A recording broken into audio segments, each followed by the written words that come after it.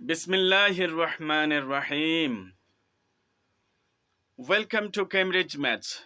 Today we are going to solve two questions from mechanics, and these two questions belongs to paper 9709/41 for the session October November 24. Let's start with the first question of this paper. It says two particles of masses 1.8 kg and 1.2 kg are connected by a light inextensible string that passes over a fixed smooth pulley. The particles hang vertically. The system is released from rest.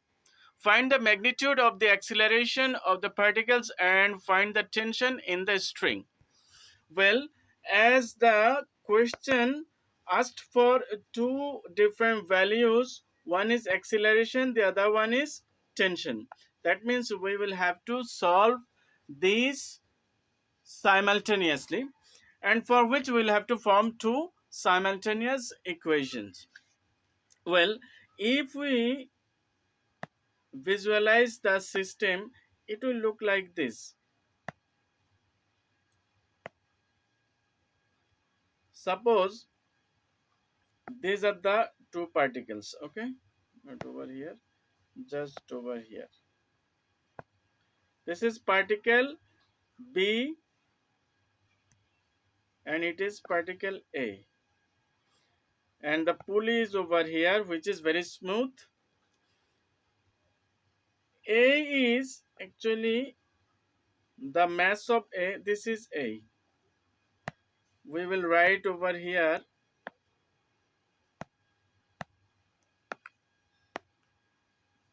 inside this there will be A.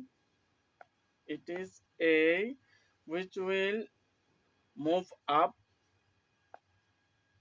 No, A will not move up because mass of where A is greater than the mass of B. So A will move down, whereas B, this is B, which will move up. Okay.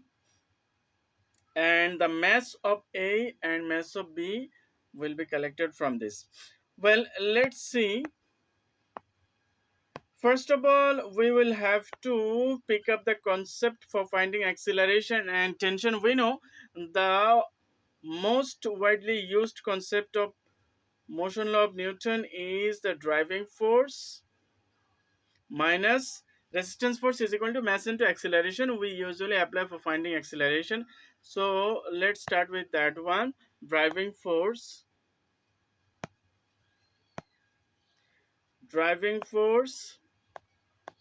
minus resistance force. But as there are two different particles in the same system, so we'll have to specify them. For particle A, for particle A. For particle A, the concept we have already decided is driving force minus resistance force is equal to mass into acceleration. Well, now let's see what is the force acting as driving force for particle A. Look at this. A is just moving downward when the system is released. Look at this. The mass of particle A is 1.8 and mass of particle B is 1.2. So the A is heavier than B, so it will move downward. That's why we will show the direction as this one. Well, so what is the driving force for the particle A? The driving force for the particle A is nothing but the weight. So what is causing it moving downward? So how to resolve the forces of weight? It is mg sine. What will be the angle? It is 90 degree because this is vertically above the ground. Minus a resistance force. What is the resistance force? That is also, there is only resistance force, which is tension, equal to mass of the particle A is 1.8 A. After that, mass of the particle is 1.8 and acceleration due to gravity is 10, sine 90 is 1 minus 1.8 A equal to tension. If we make tension as subject, then tension is equal to, what is it? Tension is equal to 1.8 into 10, that is 18 minus 1.8a. We may leave this as equation number 1, and we have already come to know that we will have to form two simultaneous equations to obtain two missing values. So let's talk about particle B. For particle B, well, for particle B, same concept we are going to apply, but particle B is over here, which is moving upward. When the system is released, surely B will move up because B is lighter than A. So the direction is upward, and the concept we have already applied is driving force minus resistance force is equal to mass into acceleration. So what is the driving force in terms of B? For driving force in terms of B is nothing but the tension, because tension is pulling the particle B upward. So, or tension is the driving force for B. So tension minus resistance force is nothing but weight. Resistance force is nothing but the weight is trying to move it, pull it downward. So we will write weight. How to calculate weight? We have already calculated the weight in the first case, which is mg sine 90 degree, because it is exactly vertically above the horizontal ground. So sine 90 degree equal to mass into acceleration. Mass of the particle is what? 1.2 a. Well, then it is going to be T minus mass is 1.2, acceleration due to gravity is 10 into sine 90 is 1 equal to 1.2a. If we isolate T as subject, it is going to be T is equal to, if we multiply, if we write right side first, 1.2a minus, it is going to be plus 1.2 into 10 is 12. So this is equation number 2. Now solving the equation simultaneously from equation 1 and 2, from, this is the third step, so let's get it changed. From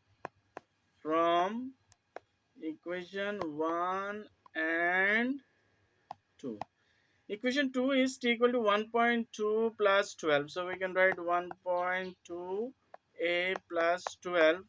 And equation 1 was, equation 1 was this.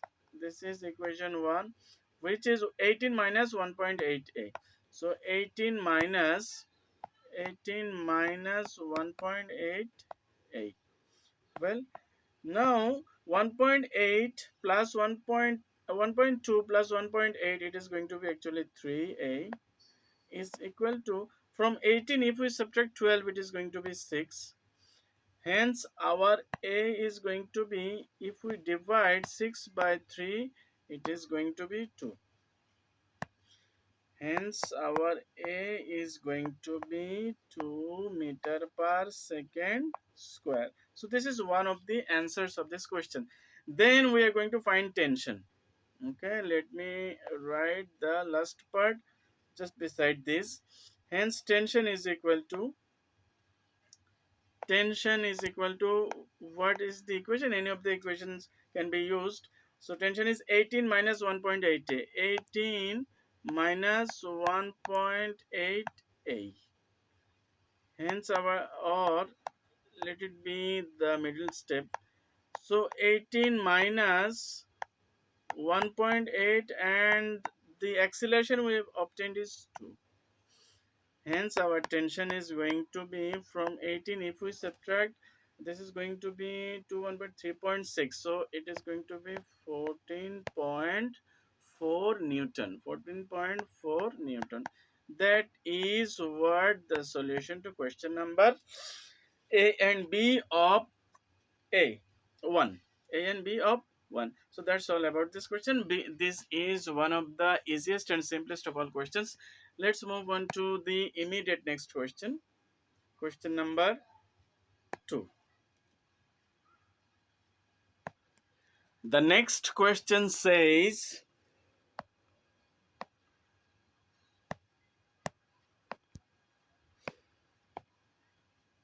a particle of mass 7.5 kg starting from rest at A slides down an inclined plane AB. The point B is 12.5 meters vertically below the level of A as shown in the diagram. Given that the plane is smooth, use an energy method to find the speed of the particle at B. Well, so already they have suggested us that we should apply the concept of the work energy equation. Now we will find out the necessary components for application of work energy equation. For work energy equation, we require final height as well as initial height and final velocity as well as initial velocity. Let's see whether we do have all of these components or not. Let's see, initial height was here 12 meter. Initial height was 12 meter 5. Final height must be 0 because it is just the final height is 0 because we are supposing this to be horizontal ground. So at the horizontal ground always the height is 0. And final velocity and initial velocity. Initial velocity is 0. Look, it has been released from rest.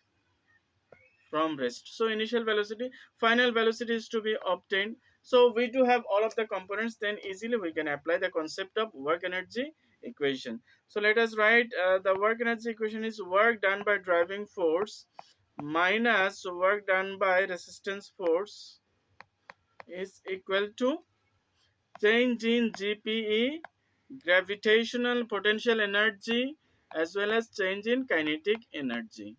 Change in kinetic energy. Well, so let us see the driving force. Work done by driving force. Actually, there is no driving force at all because the particle itself was sliding down, and you have not forgotten that. Work energy equation is based on only any external forces applied on the system. As there is no external force, so no driving force is applicable here. That's why work is also 0 because there is no driving force. Well, now resistance force. So resistance force, as there is no external force causing any resistance to motion, neither there the plane is rough. Look at this, the plane is given here what? Smooth. Yes, the plane is smooth. As the plane is smooth, not rough, that's why there is no frictional force as well. So no, there is no resistance force at all acting on this particle. So it is 0. Well, then GP, change in GP is actually the product of mgh plus, and change in kinetic energy is half of mv squared.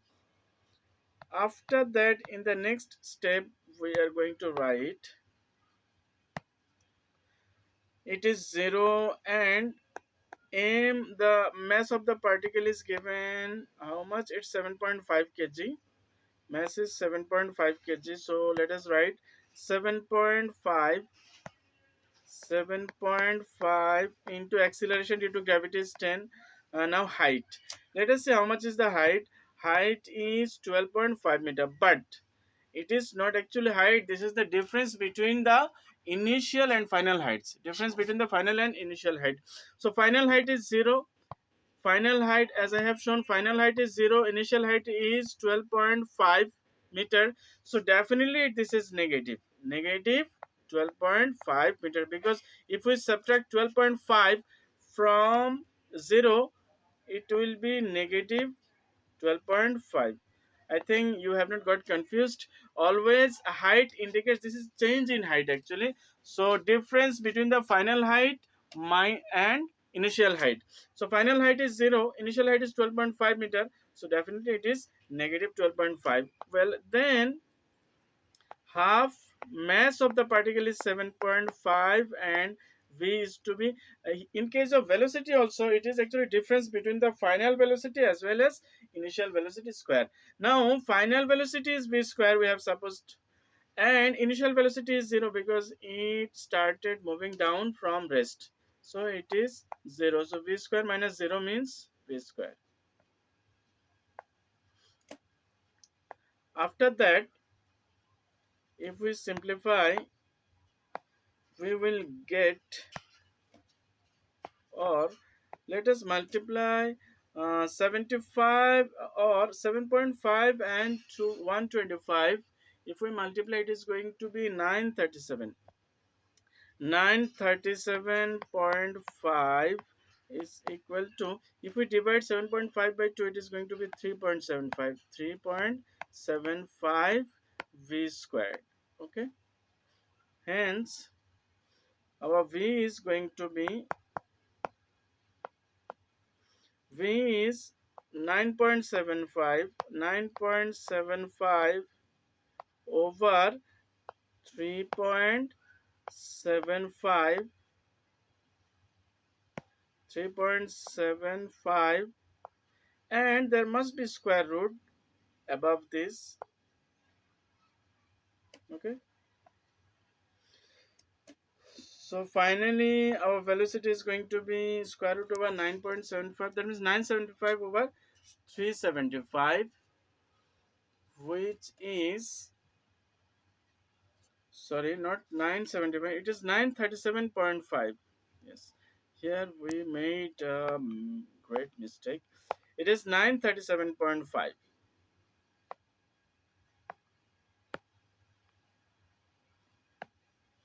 So let us write here 937.5, not 9.75, 937.5 it is.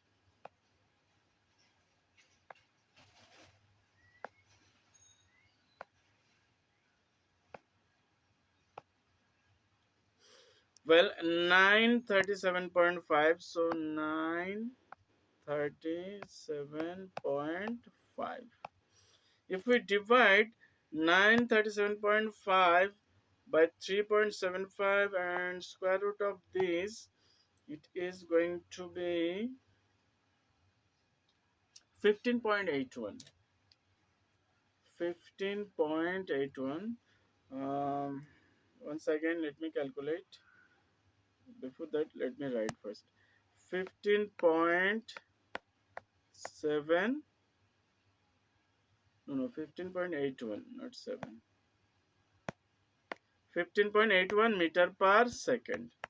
So this is the final velocity of the particle at B. Let us calculate this. 937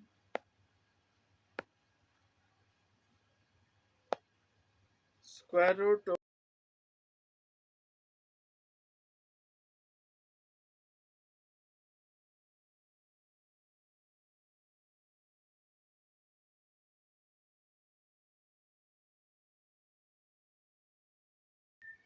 well, let's move on to the next question. The next question says, it is given instead that the plane is rough and the particle reaches B with a speed of 8 meter per second. The plane is 25 meter long and the constant frictional force has magnitude F Newton. Find the value of F. Okay, so we are going to see now. Initially, they have told that in the first previous question, they have told that AB is smooth. It was smooth, but now it's no more a smooth plane, this is rough. Okay, but we are going to apply the same concept because it will serve us appropriately. Okay, let's start. The driving force, work done by driving force minus work done by resistance force is equal to change in GPE plus change in KE. Change in KE.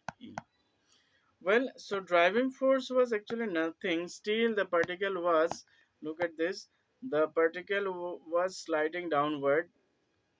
Yes, here it slides down, so there is no driving force at all. It's getting zero. Let us write zero. Now, minus resistance force. Yes, there is something given that there is a constant frictional force. Constant frictional force of F Newton. So this is a resistance force, constant force. But we are not writing only force, it is work done by resistance force. So work done by resistance force is F into S. S is displacement. What is the length of the plane? It is given the plane is 25-meter long. This is 25-meter long, so it is going to be 25. Okay. Then change in GPE, MGH, we know, and half MV squared. Okay, let it be inserted in the next step. Or 25, negative 25 F equal to M is 10, sorry, M is 7.5 we used in the previous question, into acceleration due to gravity is 10, and height is as usual, height is same. The height means actually difference between the final height and initial height. Final height is 0 at this point and initial height was 12.5. So this is negative 0 minus 12.5. So definitely this is negative 12.5. Negative 12.5 plus plus half m v square. Half m mass of the particle is 7.5 kg and v square. V is also actually it is not 1 v. So this is the difference between the final velocity and initial velocity, square of the difference between the final velocity and initial velocity. So final velocity is already given, it is h square, and initial velocity was 0 because the particle was released from rest. Look at this, the particle was released from rest. So initial velocity is 0, final velocity is h square. So we can write h square minus 0 square, which is h square. Final velocity is given 8. So actually it is not v square, it is difference, square of the difference between the velocity, final velocity minus initial velocity. So our next step is negative 25 f, negative 25 f is equal to, if we multiply all of this we did in the previous case, it was negative 937.5 plus 3.75 into 64. Okay, if we dissolve all of the symbols, it is going to be f is equal to 937.5, and if the symbol is dissolved, it is going to be 3.75 into 64 over 25. Hence our value of f is, let us say 937.5 minus 3.75 into 64 over 25. It is going to be 27.9. 27.9 is the magnitude of the force, and that is what they have told us to find the value of F. We have got the value of the frictional force, and that's all about this solution, and I think you have understood. Just don't forget that work energy equation is applicable for any external force acting on this, and weight is dissolved actually by change in GPE. Well, because mg is also the component of weight, and in the first case neither driving force nor a resistance force is applicable, but in the second case driving force is not there but resistance force was acting there. What was that resistance force? They have given that there was a constant resistance force, I mean frictional force. That's why we had to calculate the frictional force here, which was F, then F25. After that, finally we have got frictional force is 27.9 Newton. That's all for today. And one was this one was the first one. This is also one of the answers, so we can write here answers. So there were two answers in the question number one. So thank you all for being with me to listen to this video or to watch this video. Inshallah, in the next video we will solve some more other problems. Fi amanillah.